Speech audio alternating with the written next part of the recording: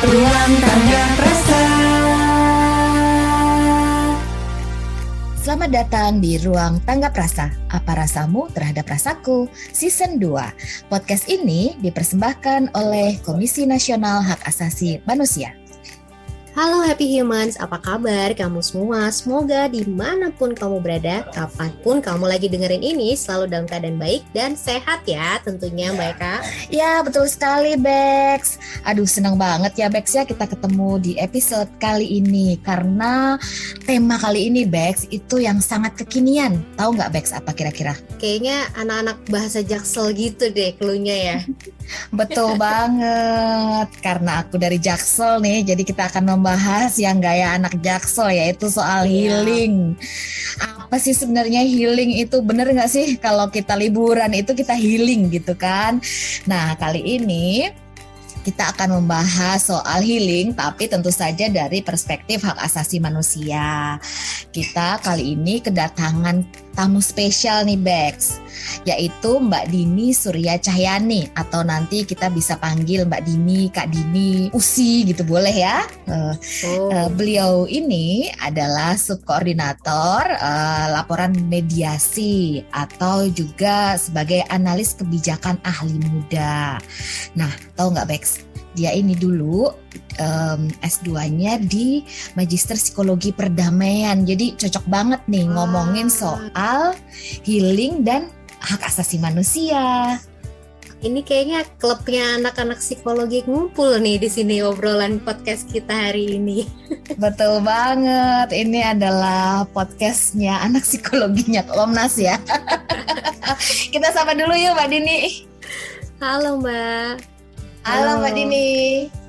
Halo Beka dan Eka, makasih ya sudah mengundang ini ngobrol-ngobrol asik.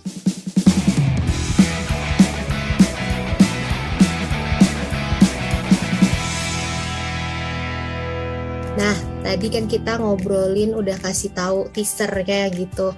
Kalau hari ini mau ngomongin soal bahasa Jaksel healing. Nah, sebenarnya Mbak Dini apa sih tuh healing? Dan siapa yang sebenarnya butuh healing? Apakah semuanya juga bisa gitu? Kan perdebatannya nih ada yang bilang boleh, ada yang nggak bilang ini terlalu berat gitu bahasanya. Oke, Bex, terima kasih. Jadi pertama mungkin perlu aku sampaikan juga aku kuliah di S2 Psikologi Perdamaian, tapi bukan psikolog ya. Jadi healing itu sebenarnya sudah menjadi bahasa umum, apalagi tadi Beka udah sempat singgung bahasa Jaksel lah. Memang anak-anak sekarang ini ngetren banget untuk ngomongin healing. Jadi masalah psikologis ini menjadi mulai terangkat sepertinya di generasi sekarang ini ya. Generasi apa nih sekarang namanya? Jadi kalau kita mau googling sebenarnya banyak sudah. Kalau di Google aja kita Google Translate sebenarnya healing itu penyembuhan di situ. Tapi kalau misalnya ada kutipan-kutipan juga misalnya ini Profesor Renald Kasali PhD itu menyampaikan bahwa healing adalah sebuah proses yang diperlukan untuk mengatasi sebuah luka psikologis di masa lalu. Jadi kita menyebutnya seringkali sebagai luka batin. Ada sebuah kejadian di masa lalu yang membekas dan tentu saja ada proses untuk penyembuhannya, supaya kita bisa menjalani kehidupan yang lebih baik lagi di masa depan. Jadi healing ini penyembuhan, upaya penyembuhan.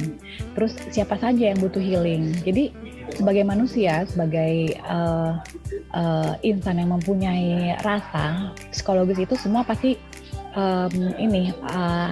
kita bisa terluka, kita bisa memiliki masalah, itu merupakan hal yang sangat natural di seorang manusia ya.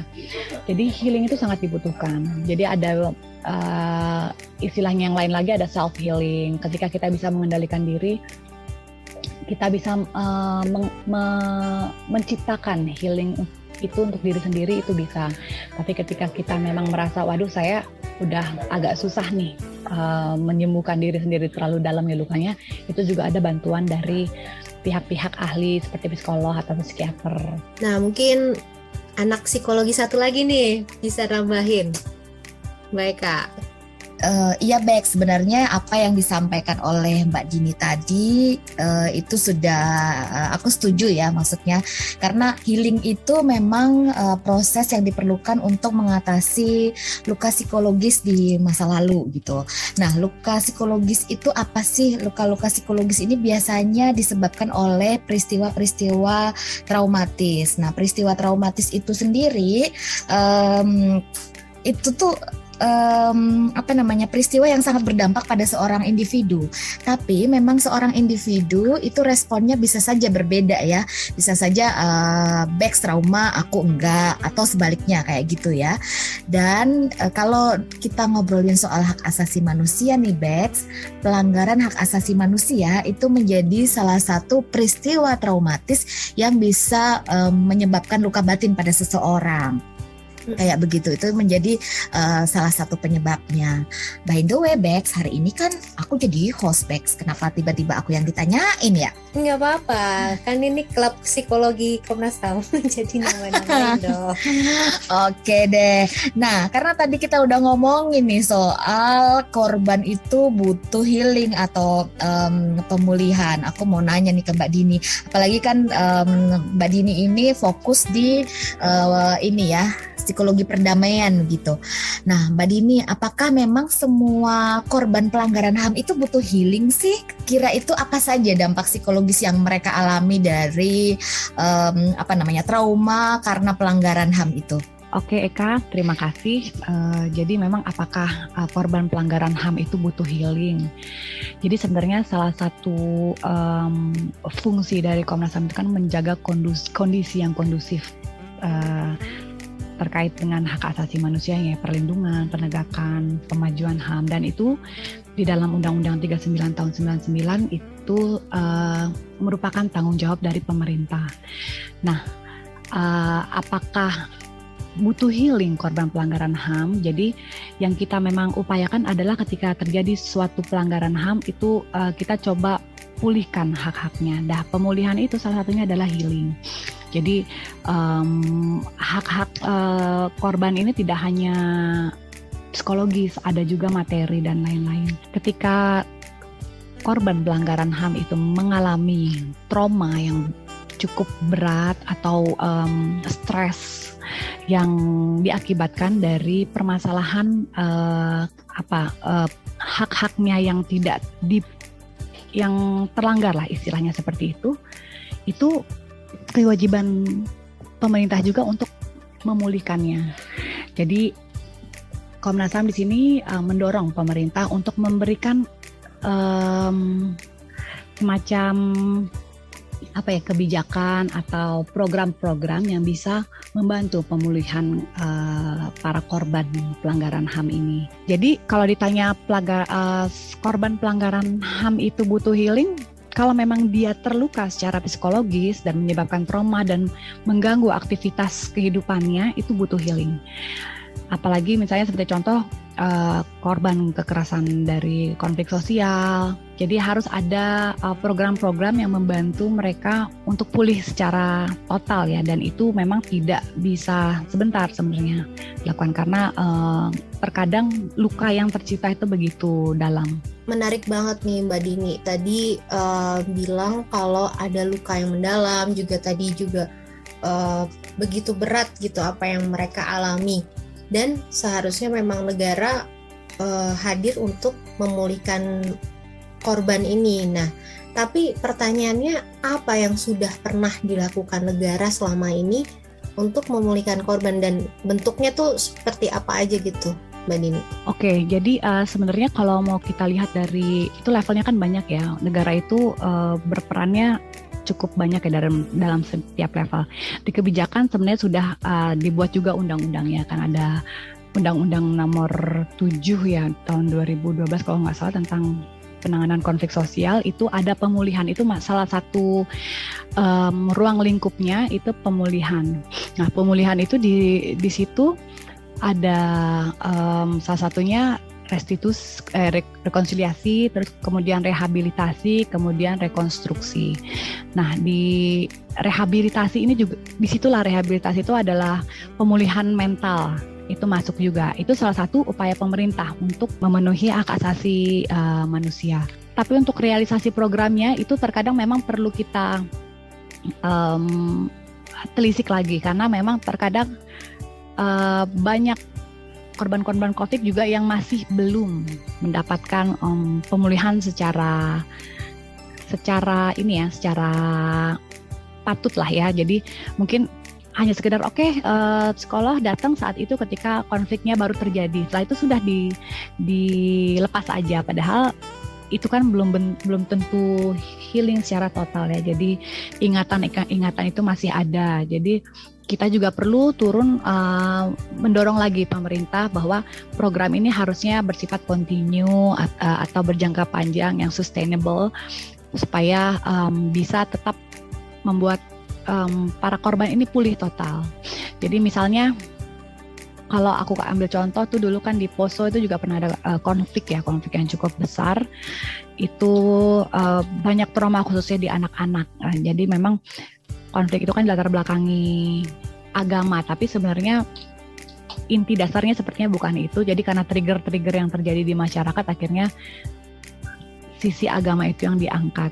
Nah, anak-anak yang waktu itu masih kecil, dia tumbuh besar dengan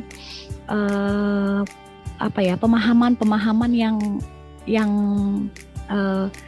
seperti, bukan kita anggap salah ya, tapi jadi ada kebencian sendiri terhadap agama yang berbeda, yang ketika saat itu menjadi lawan dalam konflik.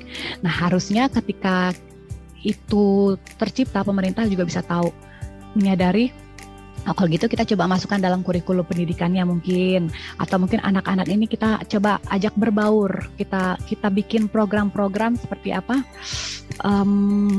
intervensi lah, supaya mereka tidak saling membuat grup-grup sendiri gitu, grup ini, kamu grup itu, jadi ini tidak akan bisa berbaur. Ini salah satu pemulihan sebenarnya menurut aku, dan pemerintah itu juga perlu memahami ya. Jadi memang diperlukan untuk kompleks gitu ya Mbak Dini ya. Jadi terjun ke lapangan langsung, dilihat perkembangannya seperti apa sih, ternyata perkembangan sosialnya di masyarakat setelah pasca konflik ini bagaimana, apakah terlihat membaik atau masih sangat penuh gap, atau hanya di permukaan aja hahaha, tapi setelah itu tidak mau berbaur secara mendalam. Nah, itu juga butuh program-program. Nah, gitu Mbak Eka, ternyata kompleks dan luas gitu ya, apa yang harus dilakukan pemerintah gitu. Seperti tadi yang Mbak Dini bilang ya, memang perlu banyak upaya gitu, dan seperti aku udah cerita sebelumnya, sebuah peristiwa itu kan penghayatan orang masing-masing ya. Bisa saja yang tadi aku bilang back trauma, aku enggak, atau sebaliknya gitu ya.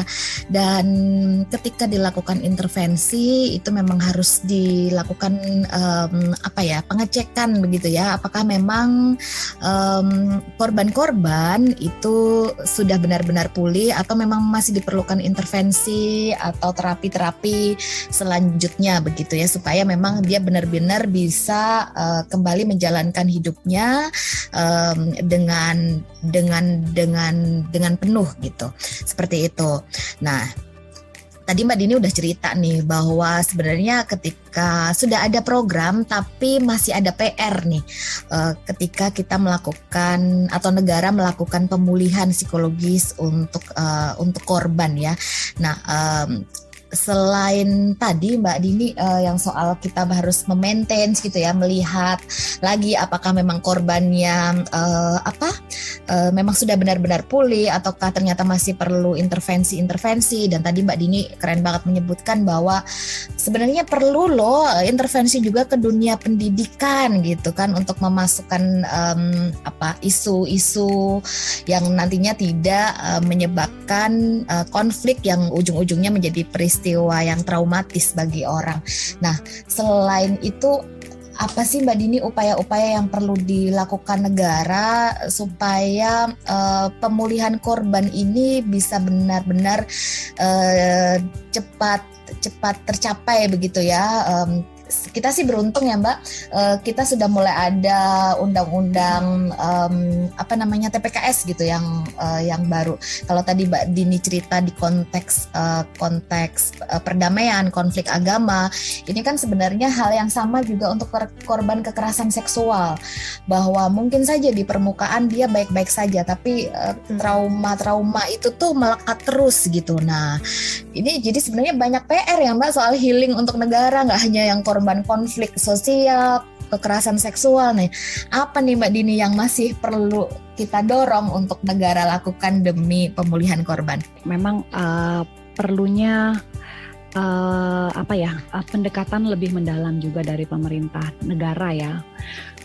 Turun ke lapangan, memang dicek. Jadi pendampingan khususnya untuk yang memang masih cukup fresh mengalami luka ya, itu sangat diperlukan. Dan pendampingan itu memang juga tidak hanya sekali dua kali saja. Jadi memang harus dipastikan bahwa korban benar-benar pulih. Jadi memang kita sudah melihat itikat baik dari negara sudah membuat beberapa undang-undang untuk mencegah, menangani korban-korban yang berkaitan ya dengan pelanggaran HAM. Ini kita patut apresiasi. Tapi untuk realisasinya ini juga perlu kita saling mengawal dan saling mendorong. Di beberapa contoh memang sudah banyak Komnas HAM mendapatkan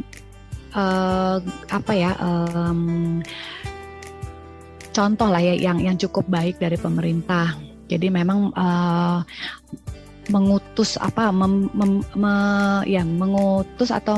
meminta lembaga psikologi untuk mendampingi. Dan ini kan ada juga lembaga perlindungan saksi dan korban, itu juga ada ya untuk pemulihan dari sisi psikologisnya, itu juga ada. Itu cukup banyak. Jadi upaya-upaya pemerintah tuh saya pikir juga sudah banyak sih, pemerintah itu sudah cukup baik. Tapi karena negara kita ini begitu besar dan begitu kompleks ya dinamika konfliknya, jadi memang perlu didalami lagi. Ternyata ada yang tertinggal gitu misalnya. Jadi apalagi terkait anak-anak, kita pikir ini sudah selesai. Sedangkan kalau anak-anak kan punya ingatan yang cukup membekas ya ketika dia besar. Nah itu juga perlu kita dampingi juga sebenarnya untuk kedepannya, supaya dia juga bisa menjadi generasi yang membangun di negeri ini, bukan generasi yang menjadi trauma dan akhirnya berpengaruh terhadap aktivitasnya nanti. Intinya seperti itu ya. Nah, pemulihan ini sendiri Mbak Dini, apakah berlakunya tuh hanya untuk korbannya saja kah atau ada pihak lain? Ya, jadi kalau kita lihat korban itu sebenarnya kalau dalam suatu konflik itu bisa jadi semua bisa menjadi korban. Kalau saya kebetulan di bagian mediasi memang kita ada jadi ada istilah teradu dan pengadu dan teradu. Tapi kalau konflik sosial itu karena sudah konflik, jadi semua akan menjadi korban. Jadi yang memulai duluan pun bisa juga jadi terluka gitu sebenarnya. Dan ini semua jiwa-jiwa yang memang terluka itu butuh healing. Jadi ketika dia mungkin merasa marah gitu ya, karena dia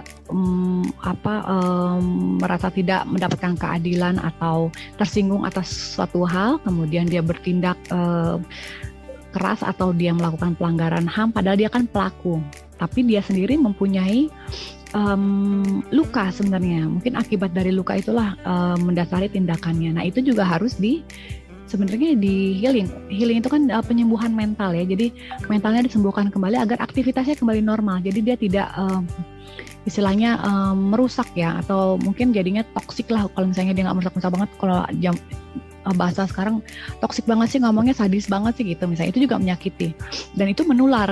Saya kemarin sempat mendengarkan dari webinarnya psikolog, ternyata akibat dari perilaku menyakitkan misalnya toksik atau bahkan korban kekerasan, itu dia sendiri ternyata bisa juga mengalami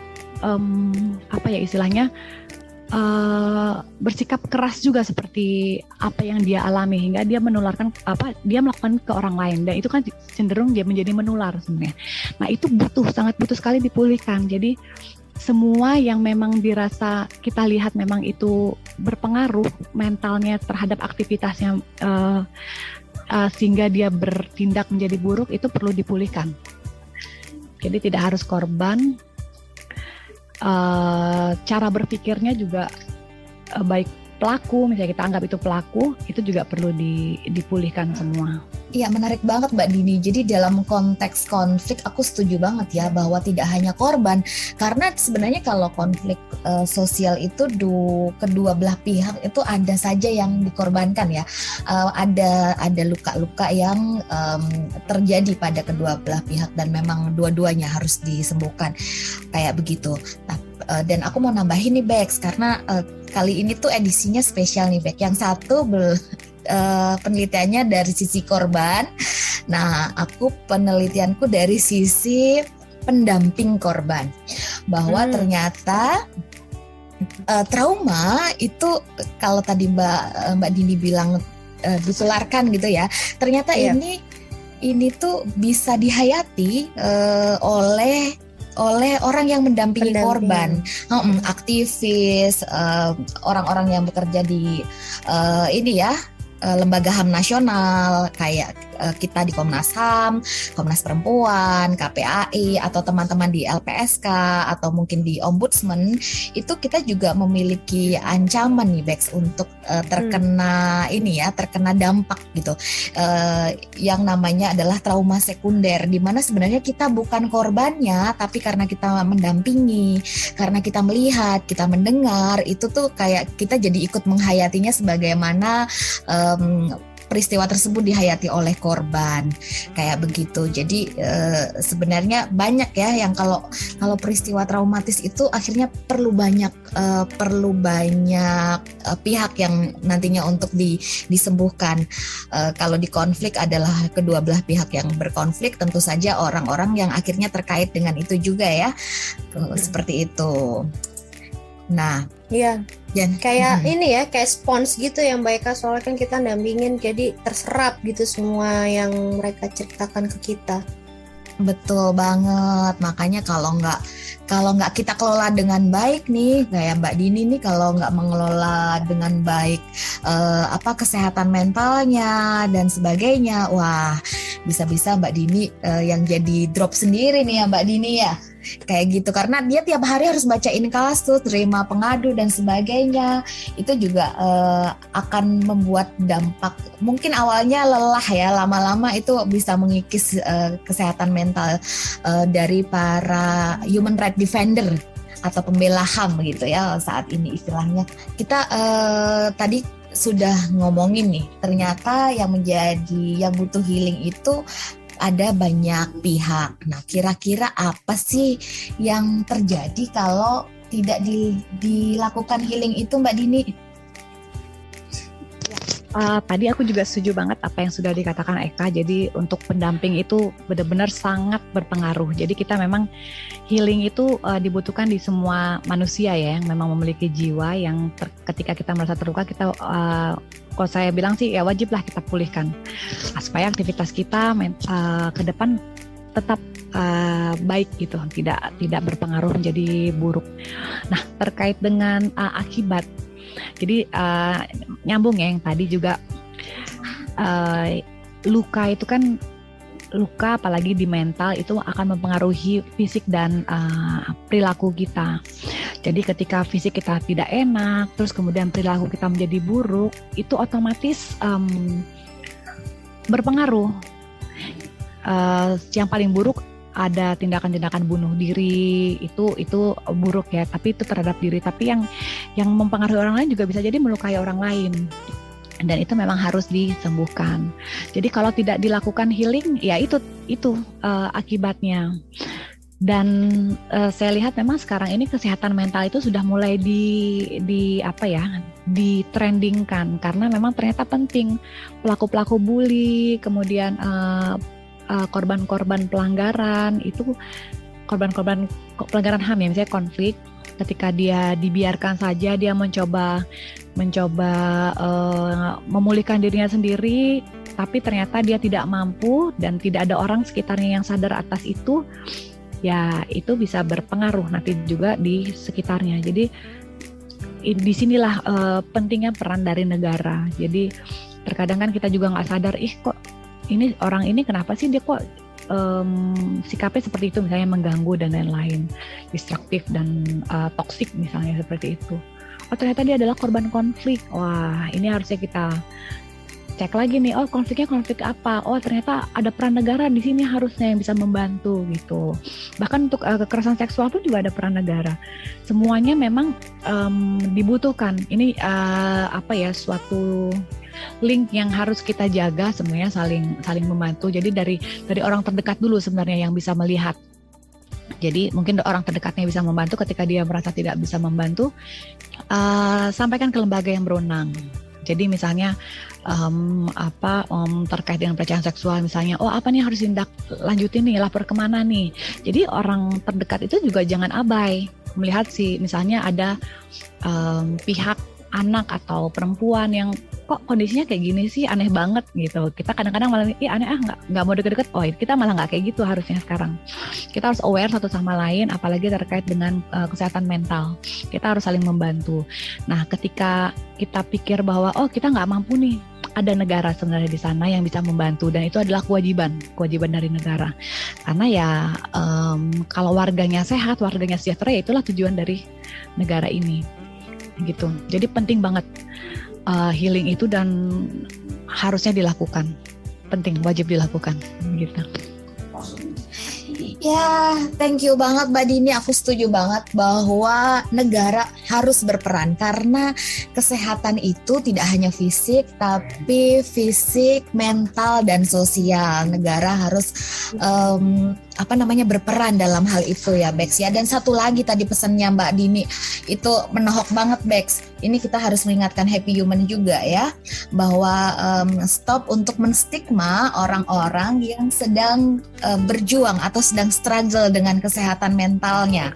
Karena it's okay to be not okay ya, Bex ya. Yes. Kayak begitu. Sepertinya episode kita kali ini yang walaupun sangat menarik ya, pengennya sih masih mau diskusi ya sampai 5 jam ke depan, tapi udah lengkap nih hari ini. Betul banget, tapi kita sudah ngasih pengantar nih kepada Happy Human semua, apa itu soal healing ya. Jadi nanti ke depannya Happy Humans bisa menempatkan kata ini dengan lebih sesuai kayak begitu. Thank you banget ya Mbak Dini sudah bergabung hari ini. Sama-sama, makasih juga buat Beka dan Eka sudah saling bantu kita. Yang penting happy humans ya, tetap happy and tetap maju. Kita perhatikan HAM kita di sekitar kita. Semoga tetap maju dan terlindungilah kita semua. Amin.